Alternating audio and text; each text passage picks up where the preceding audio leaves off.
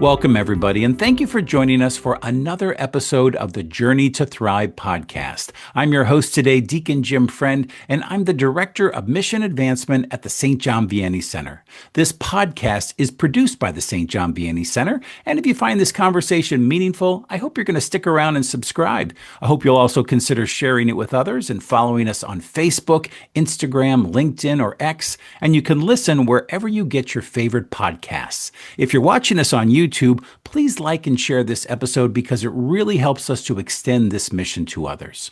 I'll also include links today in the show notes of this episode to our guest and to learn more about our important work. Today, we are honored to welcome Archbishop William Lori, the Archbishop of Baltimore, and he'll be joining us for a conversation about the priesthood, leadership, and the care of those who serve our church.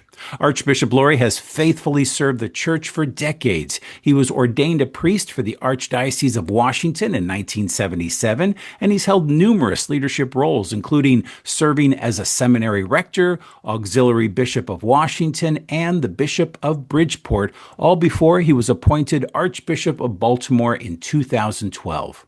He also serves as Supreme Chaplain of the Knights of Columbus and has been a strong voice in supporting vocations, strengthening priestly fraternity, and addressing the challenges that face our clergy today. We're especially grateful to Archbishop Lori for his partnership with St. John Vianney Center and for his support of our mission. At our upcoming 80th anniversary breakfast this May, we'll have the privilege of honoring him with the Ambassador's Award in recognition of his commitment to the health and well-being of clergy and religious. In today's conversation, we'll explore the Archbishop's vocation story, the experiences that shaped his priesthood, and his perspectives on the realities that face our priests today. We'll also talk about the importance of community, ongoing formation, and how St. John Vianney Center helps those in ministry not just to persevere, but to truly thrive. I think you're really going to appreciate the wisdom and the heart that Archbishop Lori brings to this conversation. And so, without further ado, here's our conversation. Well, welcome, Archbishop. Welcome to our podcast. It's great to have you here today. Good to be here. Thank you. Well, Archbishop, maybe we could start by sharing a little bit about your vocation story. From what I've learned, your interest in the priesthood began as early as second grade while growing up in New Albany, Indiana, and maybe talk a little bit about how that initial calling began and developed, and maybe a little bit about did your family play a role, and did your Catholic education play a role in your discernment? Sure. I think my vocation began when I was indeed in the second grade, and there was a young priest in the parish. His name was Father Regal, a very nice man, and he preached beautifully. He was very reverent and very friendly to us kids. And I think we all liked him. I first looked at him and thought that would be a great thing to be a priest. Mm-hmm. In the fourth grade, after I was confirmed, really right after confirmation, I really began to think a little more seriously about it. I announced it to my mom and dad quite solemnly that I would be a priest. They were always supportive. They never pushed, they never pulled, but I always knew if I wanted to be a priest that they would support me. A little bit later on, when I was, my father was going to have back surgery, or so we thought, and having watched Fulton Sheen on television, I wrote him a letter and asked him to pray for my father. And I got back this beautiful note from him. And at the bottom, in his very fine handwriting, he suggested that I might want to consider being a priest. That was like getting a direct communication from God the Father. It was great.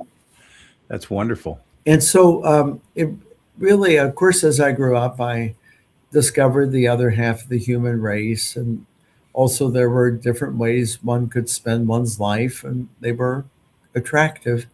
But the thought of being a priest stuck with me all the way through. Wow.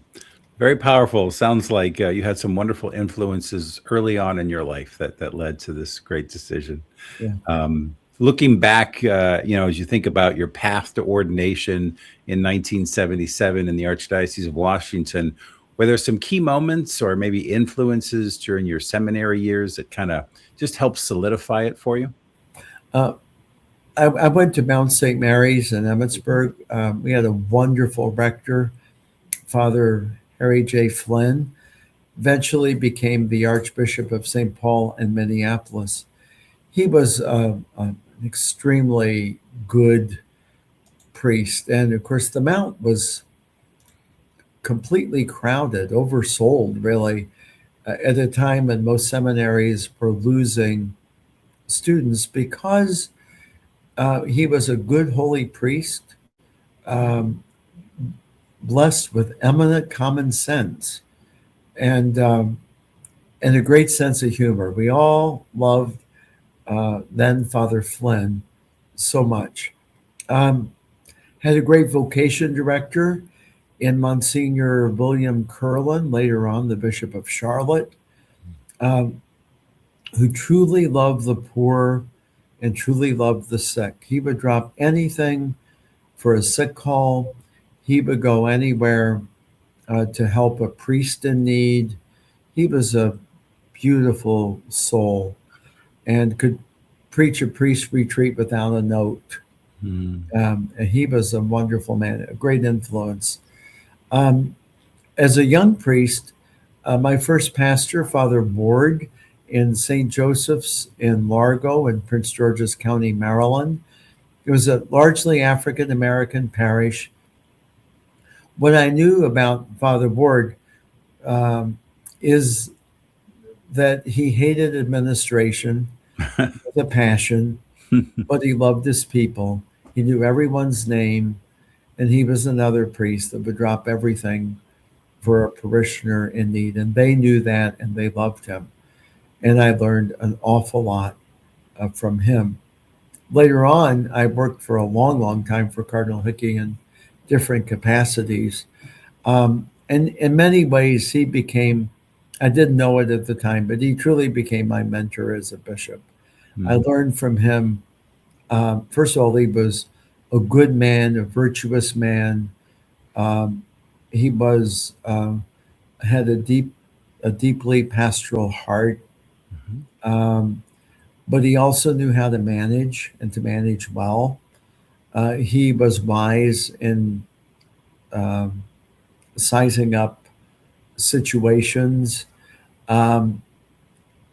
but he became a very good friend. He went from being kind of my boss, and I was a little afraid of him at first because he was, he could run circles around everybody. But I got to a point where I really got to know him, and he got to know me, and I really learned a tremendous amount from Cardinal Hickey. I'll always be grateful to him. And so those are some of my mentors. I've really been blessed to have a lot of mentors. These are just a few of them, but the principal ones, I would say. Yeah, it really sounds like it throughout your entire life and in your early priesthood. That's amazing. So, as the Archbishop of Baltimore, I'm sure that one of the challenges you have, it's a big archdiocese, but trying to create a sense of community among your priests and support among your priests. What are some of the ways in which you try to foster that in your role as a leader? I don't think it is done programmatically. Programs are important, and we have them. I think it is more intangible. It's simply a question of taking a deep interest in one's brother priests, wanting to know about them, getting to know them, having a sense of humor, trying to be approachable. The word gets around that if you come and have a problem, including with something I've done, that I'm going to be nice about it and try to listen. and try to meet halfway wherever I can. Mhm. I think it's more that kind of a thing. And also, especially that I've been here for a long time, just enjoying being with your priest. I like being with the priest of Baltimore. I enjoy their company and I admire the work that they are doing. And I think it's more those kinds of things. Yeah. Also, praying for one's priest every day Mhm. and getting them to pray for me, um, sharing with them to the degree appropriate some of my own challenges so they realize we're kind of all in this together. Um, those are some of the things Yeah. that I think have helped. And to be clear, it is always a work in progress. Sure. It's nothing I could ever take for granted. Um, if there is one little practice, though, that's also helped, is I have random groups of priests over for dinner every month, Very nice. Mhm. and there's no agenda. Yeah. I don't have any agenda. And a lot of times you'd be surprised when we're having a drink before dinner. A priest might take me aside, talk to me about something, or linger after dinner is over, or something might come up at the table that might not come up at a meeting. Mhm. And those have been they're very pleasant evenings, Yeah. and those are a few things. Yeah, I'm sure that they sense your authenticity in wanting to be with them. And people always pick that up from leadership, and so thank you for that. That's tremendous. And the little informal dinners too. I think that they've got to make a big difference. Switching a little bit to vocations, you've been very passionate, very vocal about vocations. As you know, I think. It's probably one of the top 5 things that a lot of dioceses are working on around the country for sure. Could you share maybe some of your efforts in this area and maybe what you've seen as being most effective in helping young men consider a path to the priesthood? Yeah. First of all, um, I do regard priestly vocations as a top priority. Sure. I think that when I came, it was said that we'd have a very, very small number of priests by now. And I sat up straight at the meeting and I said, like heck, we will. And we've been blessed. We have a lot more priests than was predicted at the time when I first came. Mm. Prayer is first. Pray every morning for it. I've argued with God about, well, this number is nice, but that number would be better. If Abraham could do it, I guess I could do it. Um, Having a good vocation director, and I am very blessed to have actually 2 priests working in vocations, um, one of whom is a more like involved in recruiting and outreach, and the other who works with the seminarians themselves. That has really been a blessing. Been blessed with a wonderful vocation director, and his assistants have been just great. I think a third thing is visiting with the seminarians. And I don't mean going to the seminary and having everybody in a room or taking them out to dinner. That's all good. But one-on-one, twice a year, 15 minutes with each seminarian. It's gotten to be a bit of a job as we have 60 some odd seminarians now, but a happy job. Mhm. I learned that from Bishop Lori of Arlington when I was a very young bishop. I saw that he did that, Mm. and I started doing it when I was Bishop of Bridgeport and continued it in Baltimore. Get to know the guys, they get to know me. Um, and I honestly think when you have a really good group of seminarians, they help promote vocations as effectively as anybody. They go into the parishes when they meet young guys who are thinking about the priesthood. They encourage that vocation in a really beautiful way. So those are Sure, that peer-to-peer ministry, there's nothing like it. Absolutely. nothing like it. Yeah, yeah. What's funny is you were talking. I was recalling that I'm a permanent deacon in the Diocese of Allentown, and your former rector at Mount St. Mary's just came home, Monsignor Yes. Andy Baker, who's a friend of mine, but he's at the neighboring parish right up the road. And I was talking with Monsignor Baker at one point. I had another podcast once upon a time, and asked him, what's the best way that we as parents can encourage vocations. And Mhm. he just said just to normalize the conversation at home, to be open to it. Yeah. If your child brings that forward as something that they are interested in, just like any other thing that they might be considering, just to normalize the conversation and encourage discussion around it. I could not agree more. I think to make it sound like an outlandish vocation or something that is on a ridge too high to reach Yeah, is not helpful. It's uh, making it something that is well within the realm of possibility, along with other things. I think that's very good advice. yeah, absolutely. So, switching gears a little bit to talk a little bit about our ministry, Archbishop, in your pastoral experience with working with all of your priests and religious, what do you see as some of the primary challenges that they're facing right now in their ministry? Yeah, I think first of all, my admiration for priests is tremendous. They've been under a cloud for a long, long time, and undeservedly so.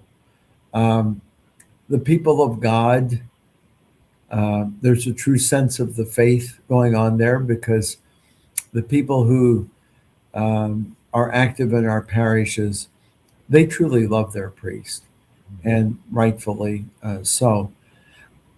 I think that priests, though, um, face a lot of unique challenges, and sometimes those who really don't know the vocation might miss them. Sometimes they face unrealistically high expectations.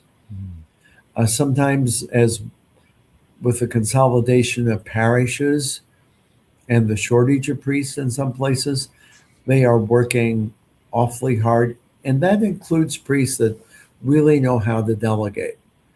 Um, I do think that, and so the danger of burnout is there. Um, to be a prayerful priest who sets aside time for private prayer, and a priest who takes care of himself, exercises, eats decent meals, that can be really hard to come by, especially when the guys are living by themselves. Sure. And I think that can be a real challenge for some of our guys, and they just kind of adopt an unhealthy style of life. Going along with that can be isolation. Some guys are just happy at the end of a long day to come home and be by themselves. Mhm. But sometimes living alone for other priests is not as good of a thing. Living as we do in this digital world, um, that can affect a priest as much as anybody. Sure. That includes the things that are seen online that no one should look at, let Right. alone a priest, or the opinions, the polarization, the anger that is kind of all around us, not solely from the digital world, but certainly coming from that sector. And uh, priests are working all day long, giving of themselves, immersing themselves in other people's problems. And sometimes, guess what? Like a doctor or a healthcare professional working in a challenging situation, working in the field hospitals, so to speak, Yeah. they can come down with the same things. Hmm. And that is no disgrace whatsoever. It just means they're human beings. And God, we are the instruments of God, but He uses us per modum humanum. Per modum humanum. He uses us according to our humanity and our with including with its frailties. So when a priest needs a little help or a boost, I'm only too happy to help a priest get what he needs to minister happily. Sometimes the problems are so serious that it calls into question whether there's a future in ministry. That's true. Those are sad cases. Sure. But even there, reaching and discerning the right decision is for the good of the church, but also for the good of the priest in question. Yeah. Absolutely. And we see that so much here at our center with the different folks that come through and the different challenges they face. But all of them, to a man and to a woman, come from supportive communities that want to be present to them, and want what's best for them, not just what's best for the church, but for sure. I appreciate you saying that, Archbishop. So speaking of the center, and we are, by the way, so excited to honor you in May to receive the award for being such a wonderful champion and ambassador for our center. How did you first come to learn about St. John Vianney Center? Gosh, I've known about it for a long, long time. I was, I think, way back in my days as Vicar General down in Washington, Hmm. and I became involved in working with priests who were in need. And I've been kind of aware of it for a long, long time. Visited some of my priests there over the years, and kind of got to know the uh, the center through the years. But I'd say, particularly in these last years, in my work here in Baltimore, uh, uh, we have sent some of our men to Downingtown, and I think we have been very, very happy with uh, with the treatment, with the kindness with which they have been received, the professionalism, but also underlying it is a deep priestly spirituality. Not for nothing as a name for St. John Vianney. Hmm. And I appreciate that a lot. You can get treatment in all kinds of places, but this is geared specifically to a healthy, non clericalist understanding of the priesthood according to the mind of the church. And I think that is a beautiful thing, combined with the best of professional care. Hmm. And that's really a continual need in the life of this archdiocese, but also, I think, the wider church. Yeah, for sure. Thank you for saying that, Archbishop. And it's one of the beautiful aspects of our ministry is seeing how they come together in community, and they recognize, oh, I'm not the only one who suffers from this kind of challenge. I'm not the only person who saw this happen out in the field, and or I'm not the only one who maybe came from a family that was broken in some way. So, And that now at this point in my life I need some help in dealing with that so that I can be happy and fulfilled in my ministry and as a person. yeah, exactly so. Uh, and that's one of the things I like is that the sources or causes of some of these difficulties are many and varied. And I think helping a priest as a human being to come to terms with himself Yeah. and to um, be and to find God's love in the midst of his vulnerability is a beautiful grace, and it sticks. Yeah. It's life altering, and it's a very good thing. Beautiful For sure. grace. Yeah. Yeah. Well, we've, just in our conversations, if you can preserve one priest's vocation, I mean, that man may encounter 10,000 or more people in his ministry. I mean, we see ourselves as being that kind of resource for the church. And it's beautiful to be privileged to witness that here on campus each day. Yeah. So again, we're so grateful to have you coming here in May so that we can honor you with our Ambassadors Award for St. John Vianney Center's 80th anniversary. This is a great year for us. And again, just recognizing your exemplary partnership in serving clergy and men and women religious in a couple of archdioceses now. But as we celebrate these 80 years of mission, what message, if someone were listening to this podcast and they may not know a lot about the work that we do, what would you say to them? This St. John Vianney is a place of healing and hope. It brings about healing, psychological healing, but also spiritual healing. In some cases, helping priests to deal with their physical problems as well. But it's not just getting better and living life according to the patterns that are unhealthy. It's getting better and then returning to ministry with a new horizon of hope. Yes. And I see that in the fellows that have come back to the Archdiocese from John Vianney. So great to hear. Thank you for that, Archbishop. Well, thanks for your time today. It was great to get to know you a little bit on a personal level and to hear your story. And again, we're looking forward to seeing you here in May at the Inn at Villanova University. If anybody's listening and would like to buy tickets, we still have a couple tickets left. And again, thank you, Archbishop, for your partnership. Thank you for your trust that you place in us and have placed in us over the years. And it's great to be with you. Thank you, Deacon. Thank you. God bless you. Thank you again for joining us today on this episode of Journey to Thrive. Once again, you can find more information about our mission and ministry and more information about Archbishop Lori in the show notes of this episode.